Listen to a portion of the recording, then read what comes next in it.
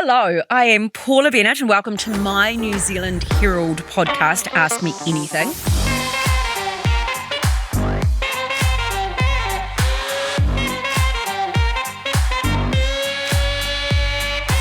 One thing I've learned in life is it's never too late to learn something new. So on this podcast, I talk to people from all walks of life to hear about how they got to where they are and get some advice and guidance on some of life's biggest questions. I'm looking forward to this. Al Brown has been at the forefront of the Kiwi food scene for around 40 years now. He's a chef, TV personality, author, condiment maker, and the owner of fabulous restaurants, Depot and Federal Delicatessen, as well as his Best Ugly bagel shops. I'm kind of wrapped because he's also a very keen fisherman, as we know. Fishing and food, it doesn't get much better from my perspective. Al's new book, Hooked, Learning to Fish, is out now, and I'm thrilled to have him here for a chat. Hi, Al. Nice intro, thanks. Lovely to be here, Paula. It's great to be here and great to see you. Okay, I'm going to ease you in. Some quick fires. Okay. They're not really that quick, but let's see. What's something most people don't know about you? Oh, that's a terrible one. No, it's a great one. That I'm pretty shy. Oh, do you know what I used to say? That I know how to fly fish and I used to be a guide once. Right. Because not many people knew that about me. No. So there you go. That is a good one. Yeah. That's a hard one, actually, I would have thought, but let's go with that. I am relatively shy. Yeah, you are quite shy. Mm-hmm. So, all right, we're going to explore that a little bit more then as we go. Yeah. Because that's going to be interesting. Yes. What's the latest TV show that you binge watched? We've binged watched. Actually, I've been watching, this sounds terrible, but I do really still love it, I've been watching, for some reason, the MasterChef Australian version. Ah, have you? Yeah. There's a lot of episodes in them now. Huge amount of episodes. Huge amount. It's a lot of commitment. I think I just really like the to see what they come up with, and I was lucky enough to have a season on MasterChef as a judge years ago, and I always felt a lot of empathy for the contestants because it is really, really high pressure stuff, and to produce the food that they do under those circumstances is pretty extraordinary, really. Some of them are just absolutely insanely talented. Yeah, really talented. Like really? Crazy good talented. Yeah. So I love seeing that, and it's such an easy one just to sort of dumb down and watch. I haven't watched the latest because I did get to, do I have 30 episodes in me? No. And I just couldn't go there. But do you know... I don't follow them all. No. I come in and out.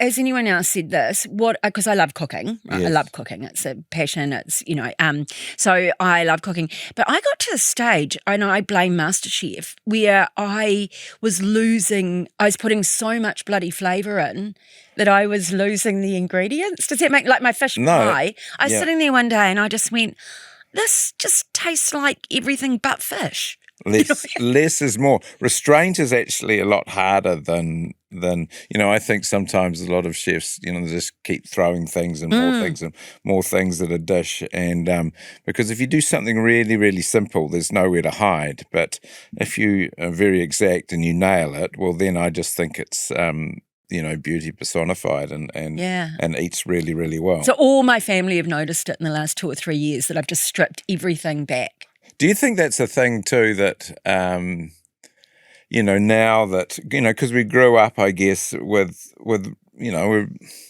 pretty bland food in New Zealand. I used to say we were sort of culinary wasteland when I was growing up. But now now we've, with our OE, whether we travel and the internet and books and, there's food just everywhere that we feel that we have to add more spices or add some new ingredients just to, show that we're up to date. Yeah, I think you're right, and I think because we should start now because you've just turned 60, haven't you? Correct. You've done a big OE. Yes, just did 6 weeks. Oh, that's fantastic. Which I've never done anything ever like that before. Oh, I love it. Yeah. I love it. So we're in that same sort of era, and you're right, that food back then in that sort of 70s and 80s was basic. It was meat and 3 veg. I used to always joke that Mum put on the put on the vegetables at the same time she put the frozen leg of hogget in the oven. But actually, I think we do it in injustice there, actually, because I've thought about it a lot. And, I grew up on a farm and we had, we grew all our own vegetables. We had what we called the orchard, so that had a lemon tree, an apple tree, and we had all the, I think we only had one herb, that was mint. Yeah. There was probably a bit of parsley around, but nothing else. But gosh, look where we've got to. I know, isn't it amazing? So you were in the Wairarapa, weren't you, with your family on the farm? Yes. Did farm life suit you? You sort of talk about no, not at all. Leaving school and doing a bit of docking or something. Not you. No. I was. You're the shy, creative one. Well, I was adopted. We all were, all our kids, and how many of you? Three of us. And I think, basically, I was labelled as I was going to be a farmer. I went to boarding school at a very early age, 9 years old, and no career guidance at all going through, because you were the only son of a farmer, so you were to take over the farm. Yeah. And I didn't particularly like farming at all. No. I loved the outdoors. I loved eeling. I loved frogging. I loved walking the hills with started with a slug gun, then a 22, and shooting rabbits and doing that sort of thing. But but your docking and your dagging and your drenching, not so much. It's funny that those gender was just so instilled in you, wasn't it? So, both of my brothers for their 16th birthdays got guns. Yes. Because keen and avid hunters and all the rest of it, and I got a sewing machine. Right, yeah. Ridiculous. Yeah. It didn't matter what your actual interests were. This is, And that's the thing. It was only that when my I left school and I went and I was a shepherd in the Hawke's Bay, and then my parents separated, and I had this sort of epiphany. It's like, hold on a minute, I can actually do whatever I want to do. So why food? I mean, as you say, you had that interest in I loved baking and that sort of thing. When I was a kid, and I had a sweet tooth, and the Edmonds, sweet section, the fudge, the hokey pokey, the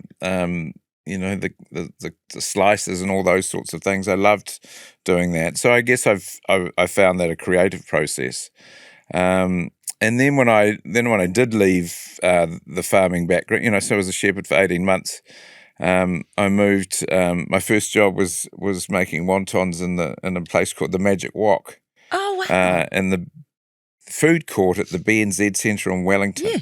Down under, which was all very flash. But I fell in love with kitchens on my OE. Really, that's what I was doing, and I just liked the drama. I liked that there was fire, everyone had a knife, there was orders being, the teamwork, the front and back of house, and out of all that sort of chaos came these beautiful plates of food. They were like little presents that were going out to the customers, even though they were paying for them.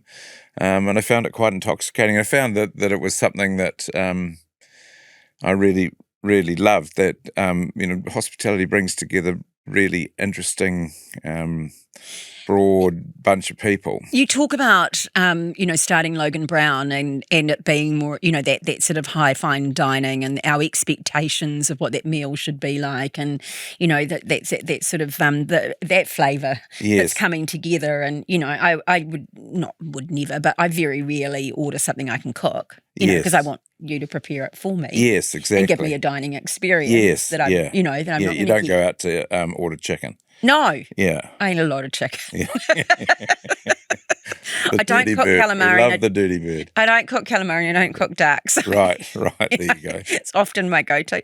But in that sort of, you then talk about your food memories. Yes. And that's interesting. And it is. It's when you're coming together in the sort of the simpler times, isn't it? And yeah. And I think, you mentioned Logan Brown there, and when I learnt to be, I did a culinary arts degree for a couple of years in the States, and decided it's definitely what I wanted to do. And I thought, as a sort of the Kiwi way, that if I'm going to be a cook or a chef, it's got to be fine dining. And so that's what I did with Steve and Steve Logan, and we did a great job. But I always sort of, I always felt like the jacket didn't fit, and the actual.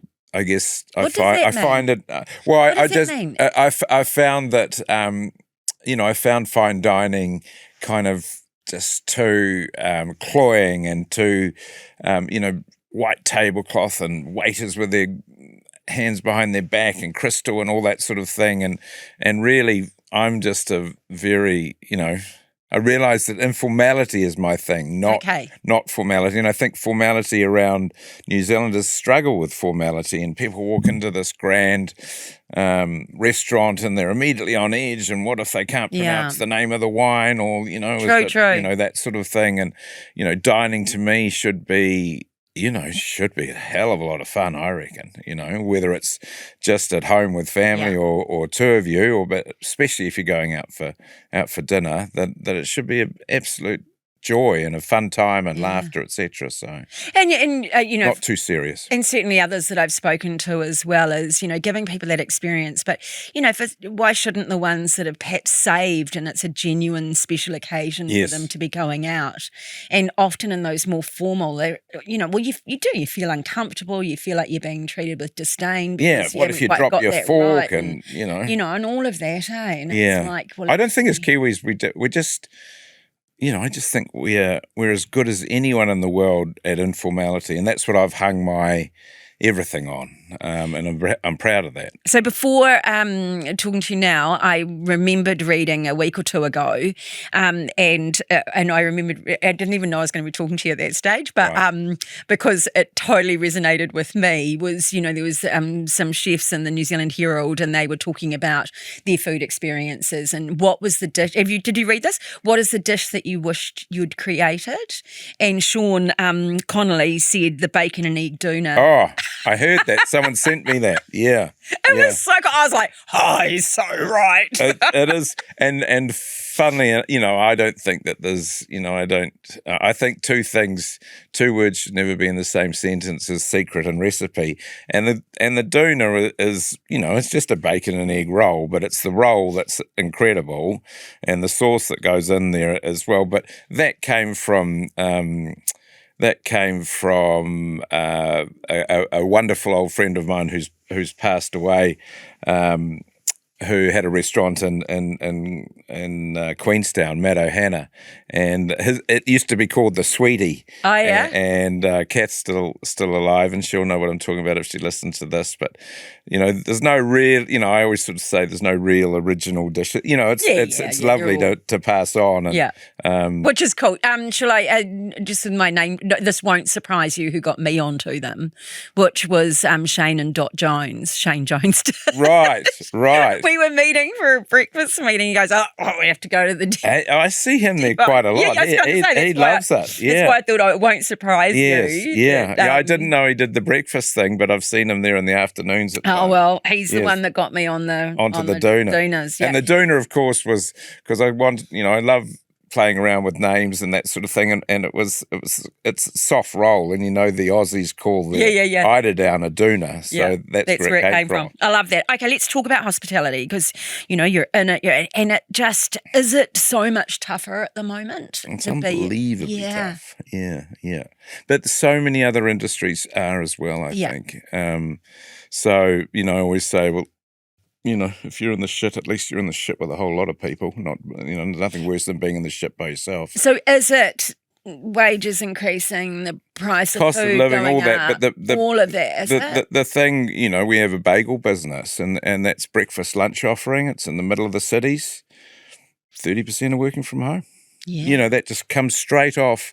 If you look at you can get a car park anywhere in the city, and certainly outside our bagel store. So it's been a number of things, but so then if you haven't got that volume kind of coming through, if you've got a nighttime restaurant and you just got no idea whether you're going to have 40 people turn up or 140, you're just constantly on that back foot. I think we're lucky with Depot and the Fed.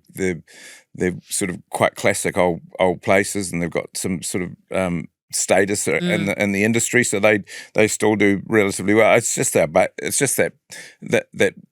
people aren't working in the city as much as they used to, and I understand that, but it's really hard for the cafes and the people that are in that breakfast and lunch. Do you get tempted to walk away?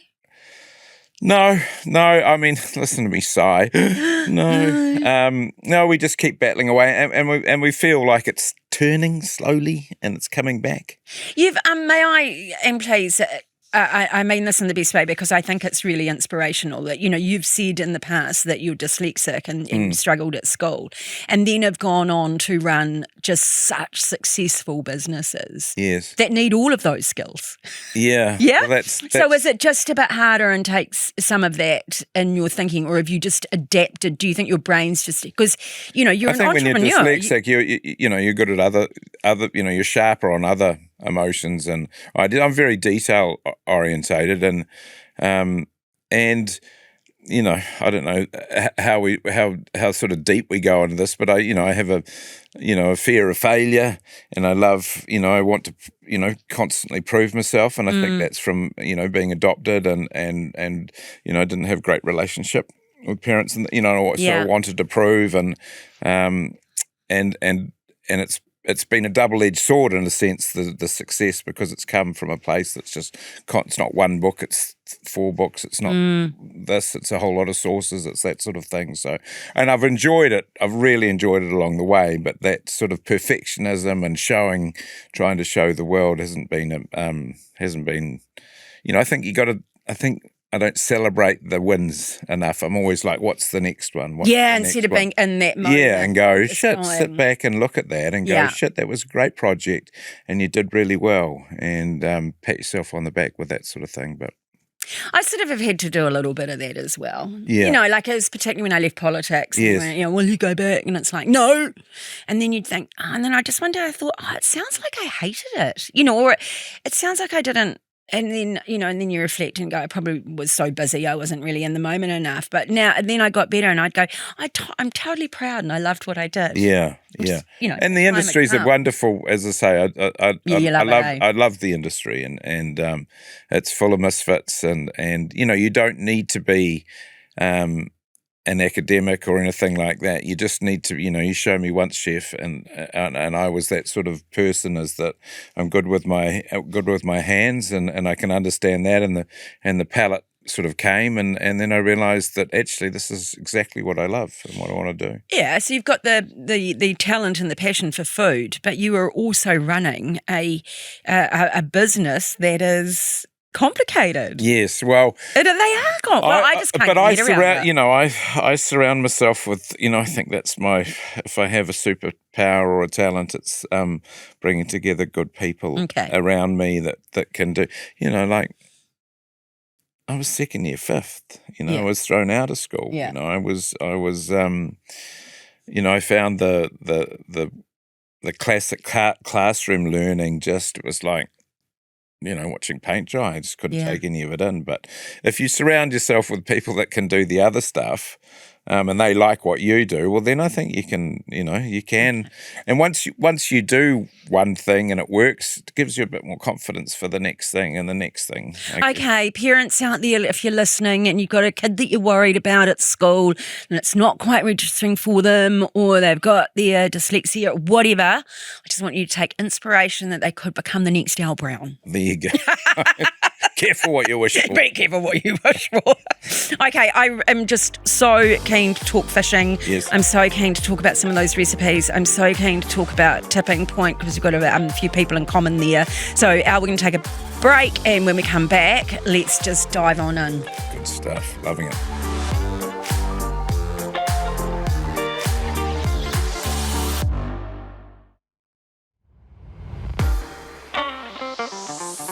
Welcome back to Ask Me Anything, and now we're going to get into a shared passion of both Al and myself, fishing. Though I was going to ease into this bit with wine, which I like as well. So I actually think that would fit in quite good as well. But Al has released a great new book, Hooked, Learning to Fish. You need to hold it up because we're on video now, and so people will be looking. It's fantastic. What age group are you aiming it at, do you think? Well, it's a funny one. When my publicist came and approached me and said, "Do you want to write a book about fishing for kids?" I said, "Oh, I'd never thought about that, but I love fishing and I love kids learning and anything to get them away from screens and things." So I started writing it, but I kept, because I was, I've been fishing all my life, it kept getting a bit more serious, about my love of fishing and why it's so wonderful and mental health and all that sort of thing. I still, there's still stuff in here like, wow, you're going to be a fisherman, you're going to need a hat. Yeah. Options, so it started out for kids, but then it's sort of morphed into a bit more of a reference. There's knots, there's talking about releasing fish, there's sustainability, there's recipes. So it's kind of like, hopefully, a go-to. I talk about, and you'll know this, you're probably in the 10%, but there's the 10%, 90% rule with fishing, that 10% catch 90% of the fish. I know you're a great fisherwoman. So I think I'm knocking on the door, but I don't think I'm there yet. But a lot of fishermen or fisher people, anglers, just put some squid on 3 hooks with it and drop it over the side, and they don't really, it doesn't matter much. They catch a fish and here's out of their wallet, they'll pull a photo. There's a snapper I caught last year, and they love it just for what it is. But if they, so they don't take it too seriously. But if their child, of course, is starting to really get in and go, "Hey, Dad, what's a running rig?" I'm not sure what a running rig is, so it's all in hook. Yeah, like one of our grandsons, and he would be about 6, and he honestly, he's my step-grandson, I suppose, but honestly, they are in Whangamata. When we turn up there and we take the boat, and like, my husband used to sleep in the boat with him the night before. Right. Because he's just so worried he might miss it or sleep in, or, he is just... He is obsessed. Yeah, and I've seen kids. I see kids like that. They carry lures around. Yeah. They'll any bit of water they'll want to put a hook in, and he's not interested in much else, and he runs around like yet his attention to detail, his questions are intelligent, and curious, and genuinely inquiring. Whereas normally you can have his attention for about 30 seconds. Yeah, isn't he's that just wonderful? Yeah, I love it. And he'll be in the 10% club before he knows it, because he's constantly thinking about it, wanting to understand more, understand the environment. Why did that work? Why didn't that work? What's around the corner?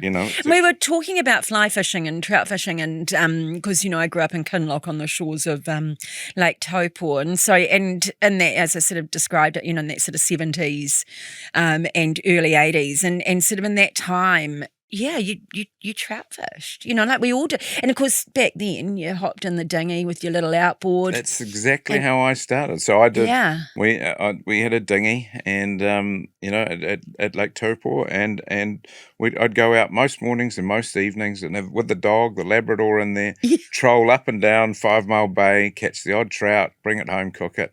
Yeah, beautiful. Just amazing, eh? Yeah. When I did charters for quite some time in my teens and things, and I mean, there is nothing like being, I suppose, I don't know, you're not really allowed to do it with sea fish, I know that now. But anyway, we used to go out, catch a trout with our overseas visitors. I would fillet it in front of them and then cook it on the fry pan on the gas, thing, and then they would eat it. And they wouldn't, and with a glass of water that I'd taken out of the lake. Yes. Yeah. Extraordinary. You do a bit of the tourism. Yes. Yeah, absolutely. Absolutely. You can imagine some of those American, and I remember one, Japanese family, just about, like they couldn't believe that I was drinking a glass of water. Yeah.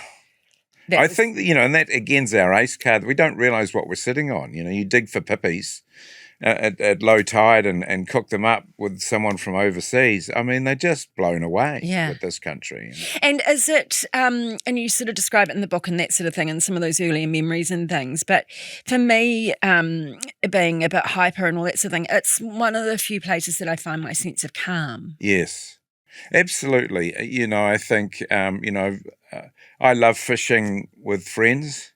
I love fishing by myself. I think I find it really, I do a lot of kayak fishing now.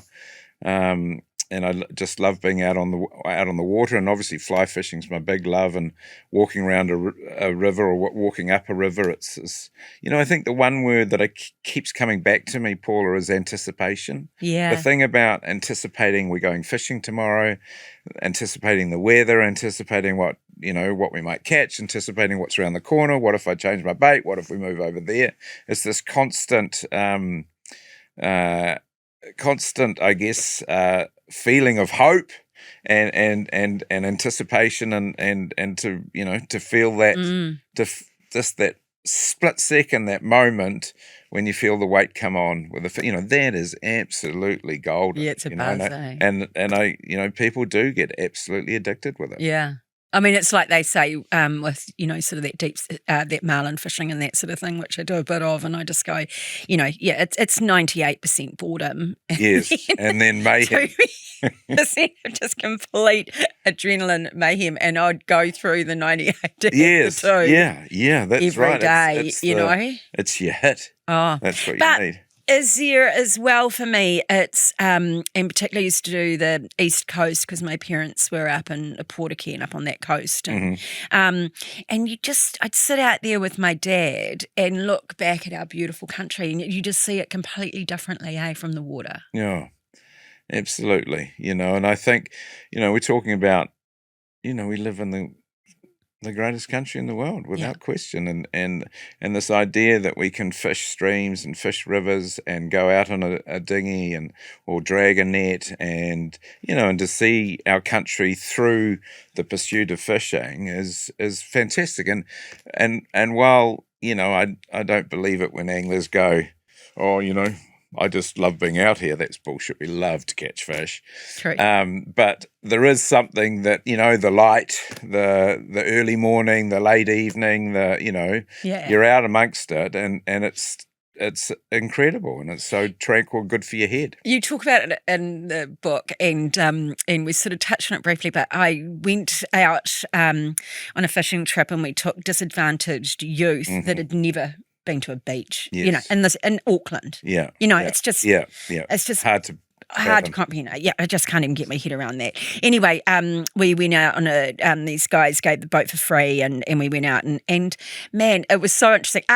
Really shy, troubled young person, but you had something else to talk to, and they didn't have to look you in the eye. Yes. So you're standing next to each other fishing, and I'm like, oh, can you feel that? And let me show you this knot. Yes. And so you're having this really amazing conversation, and all of a sudden that confidence is coming, and you're not going to go, are you okay? Yeah. What are you, absolutely. It's the vehicle for something deeper, isn't it? Yeah. But I tell you what, as you sort of indicated of the 15 kids on the boat, they all had a thoroughly good time, don't get me wrong. But there was one particular young woman that caught a fish, and I just said to her, you're going to have to marry a fisherman. Yeah, I know. You are going to have to marry someone that loves fishing, because you are hooked. Yeah. Like she would catch before while everyone else is having lunch. She would have every spare moment. Yeah. I'm not kidding you. They actually caught the fishing was so good that day. They actually caught a fish with a bit of sausage. She did. Really? Off the barbecue. Yeah. Fantastic. But it is it's that. So okay, what's your favourite way to cook? Oh, but then what sort of fish? Look, I love the bigger flaked fish, to be honest. I'm not, some people would have me drawn and caught when I said I don't really like blue cod. I mean, I love them all, but I like bigger flaked fish. I love the wariho, the moki, the kahawai, the hapuka, anything with a big flake. That's my thing.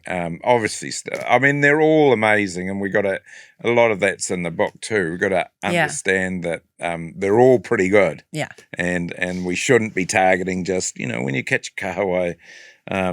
It's not just bait. It's not just good for smoking. It's delicious cooked over coals. It's delicious raw. It's delicious, Oh, and it's one of the best for a curry because it actually holds together. And it gives you. They give you a great scrap. They're one of our. They're called the people's fish for a reason.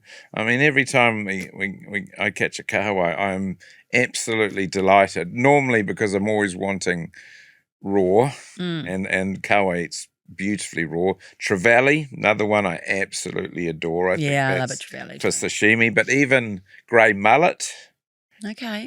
If you catch those in a net, or that's another oily fish that eats incredibly well raw as well. And so these are fish that, and another thing is that we need to, you talk about marlin fishing, and I've done a little bit, but not much. I've never caught a marlin.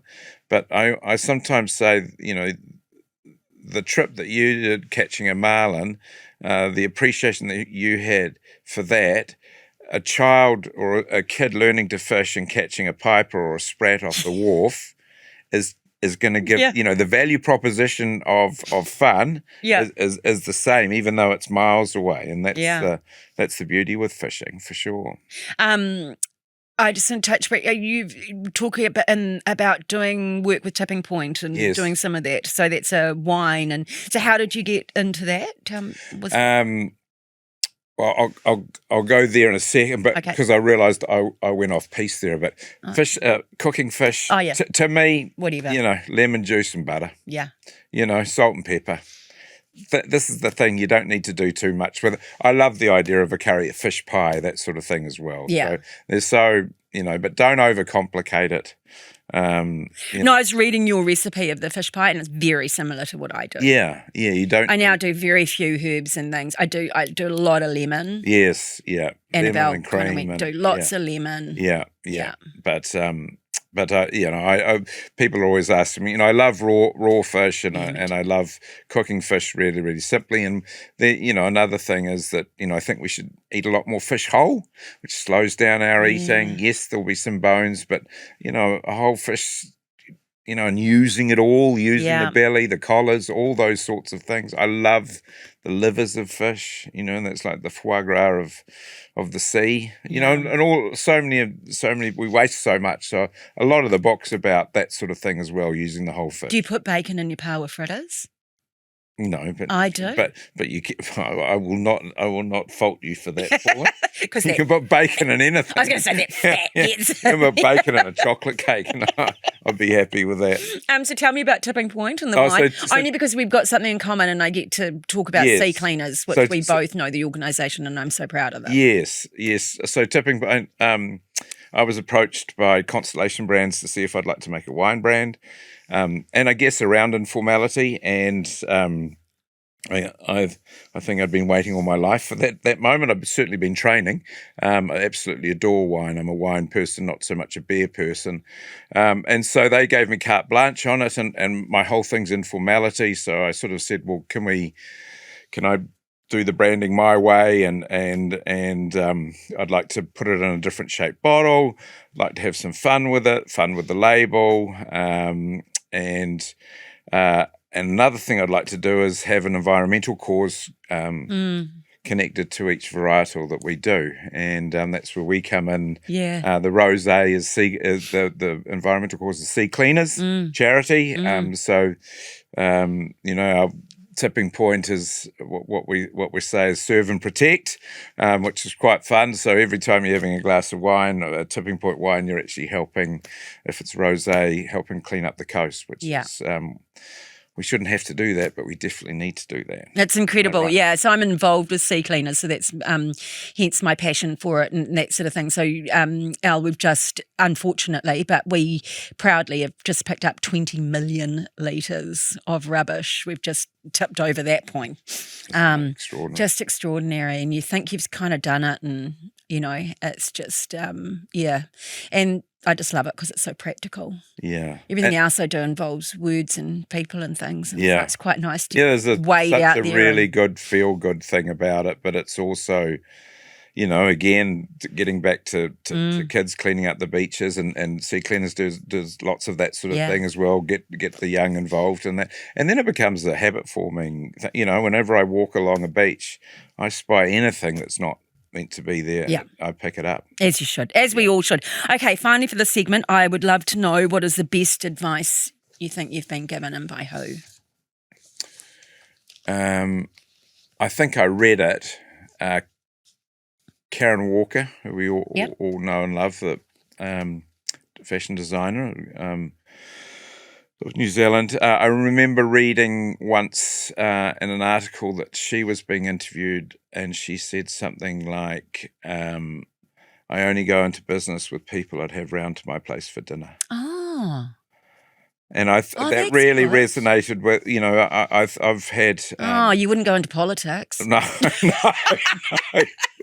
But I won't. I refuse to work with people that I don't particularly enjoy being around, and I've done that in the past, and I've felt like I'm cheating myself if I don't like their values or the way that they conduct themselves. So for me, and look, Constellation Brands with the fantastic. I've worked with some really amazing brands over the years, and if you're on the same wavelength. And you love going out for dinner or having a glass of wine with them or something like that. It's a pretty good indicator that they're good and they get you and you get them.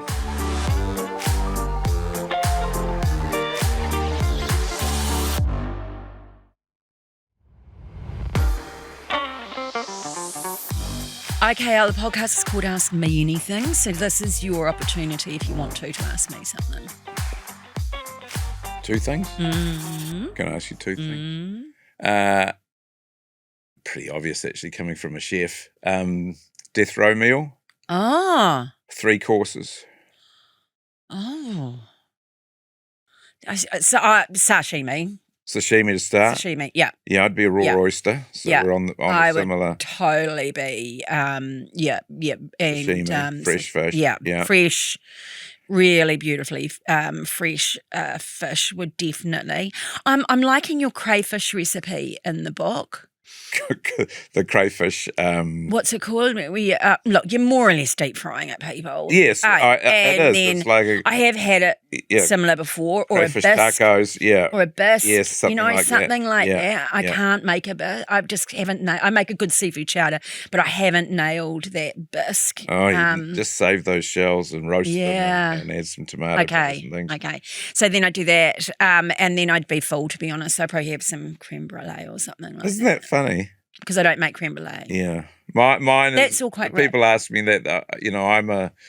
I'm an oyster. Yeah. And then I'm a lamb chop. Yeah. And then I'm a cream bun. There you go. Why not? So, but it's one that there are no winners or losers. No. Everyone has the. But it's always interesting to hear. I talk about. People ask me. What's the national dish of New Zealand? And a lot of people will say, of course, lamb or pavlova, etc., or the local ones. But I think it's a fritter. Whether it's a power fritter, a mussel fritter, a corn fritter, a whitebait fritter. Is my go-to when I just can't be bothered. But it's informal. It's lovely. It's a lovely name. They're always Put tasty. some of your condiments to it. Yeah, there you go. There you go. Yep, some sauces and bits and pieces. The other thing was, share with me and the listeners your signature dish. Varies. If so we get Bailey's, and I don't do as much fishing as I used to at the moment and all the rest of it, but a few of our guys do a lot of deep sea fishing, so they get smoked marlin and things like that all the time. Well, not all the time. They catch one a season. They tag and release, and they keep one. Yeah. So that's because we're also into the sustainability. Anyway, so they give me smoked marlin, so I make the fish pie. Yeah. But I usually put snapper with it. Yes, good idea. Yeah, just to not have it quite so gamey. Yeah, not quite so aggressive with the smoke. And then I just literally don't put a lot in it because you don't have to. It's just, I put eggs. Peas? No, peas. I just saw you had peas in yours. No, I don't particularly like peas. Right. So you can do it for yourself, don't you? What's the topping? Potato? Potato, sometimes I do potato and kumara. I saw that. And then and then lots of breadcrumbs. So you got the crisp. Yes. So you've got that. Yeah. And so it is, that is culinary beauty personified. So, and if I'm making one, I may as well make 4. Absolutely. And I take them into work and probably feed 50 people. or freeze them or whatever. But honestly, a fish pie, I don't think that there is a better... I can't think of a more rewarding comfort food than a fish pie. Yeah. Breakfast on toast the next day. Lord. Stop it. How is that a big thing, cold between white bread. It's lunch. just you just keep going and going. So there you go. Okay, Al, I've loved chatting fishing with you today and getting to know a bit more about you. So thanks for coming in. Thanks for having me on, Paul. Oh, you're really welcome. Okay, Al Brown's new book, Hooked, Learning to Fish, is out now. Go and show them one of the illustrations because I love there's some mad illustrations. Yes, in there. Go Hope on, McConnell, quickly. young illustrator. There's you in a dinghy, yay. Yeah, there's me in a dinghy, Just and there. she's round just face. done I just such loved a it. wonderful job. I and loved it's it. All that full colour. of information. They're all the hats we're Yeah. talking about. Your lucky fishing hats. So. Okay, you have to go and watch some video if you're only listening. Okay, and that's it for another episode of Ask Me Anything. If you've enjoyed this episode, please follow Ask Me Anything on iHeartRadio or wherever you get your podcasts. Go and check out some of our past episodes because there's some fabulous people. Al was telling me before that he's listened to Lee Hart recently, and there's some pretty great people there. I'll be back with another fabulous guest. I'm Paula Bennett. Ask Me Anything. Goodbye.